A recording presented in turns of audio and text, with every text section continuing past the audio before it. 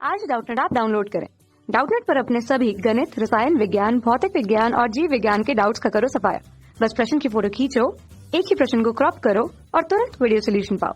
अभी डाउनलोड करें। इस क्वेश्चन में हमें दिया यदि किसी वस्तु के सभी कण x square plus y square बराबर ए स्क्वायर वृत्त के बाहर हों तो क्या उसका द्रव्यमान केंद्र इस वृत्त के अंदर हो सकता है।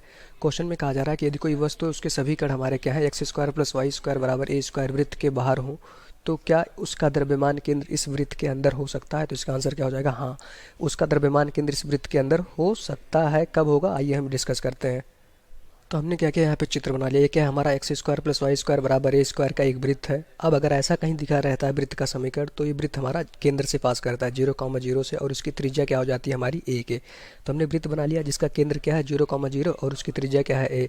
अब क्वेश्चन में कहा जा रहा है कि एक ऐसे हमारा वस्तु है जिसके सभी कण इस वृत्त के बाहर होंगे। अब हम मान लेते हैं उसके सभी कण क्या है एक समान रूप से इस वृत्त के बाहर फैले हुए हैं इस तरह से। तो यहाँ से हमने क्या देखा, जो हमारा वस्तु था उसके चारों जो कण थे क्या थे इस वृत्त के चारों तरफ एक समान रूप से फैले हुए थे। ठीक, अब इन कणों के बीच की दूरी हम मान लेते हैं कि सबकी बराबर है और उनका द्रव्यमान भी इन कणों का बराबर है।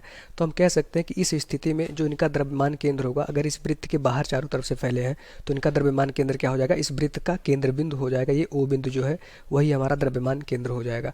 तो अगर इनके चारों तरफ एक समान रूप से फैले हैं तो इनका द्रव्यमान केंद्र इस वृत्त के अंदर आ जाएगा। हमें यही बताना था।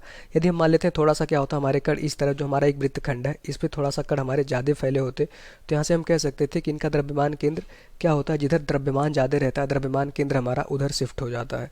तो मतलब यहाँ देख रहे कण ज़्यादा हैं तो इस इतने एरिया में देखेंगे इतने दूर में हमारा द्रव्यमान ज़्यादा होगा और इस तुलना में इस बाहर वाले बिंदु के। तो यहाँ से कहेंगे अगर इतने में कण ज़्यादा हैं तो द्रव्यमान केंद्र हमारा इस वृत्त की खंड की तरफ थोड़ा सा हमारा क्या हो जाएगा, उस दिशा में हमारा गति कर जाएगा जिधर द्रव्यमान ज़्यादा होगा। तो ये द्रव्यमान केंद्र हमारा क्या होगा, यहाँ पहुँच जाएगा जब हमारे कण क्या हो इधर ज़्यादा हो जाएंगे।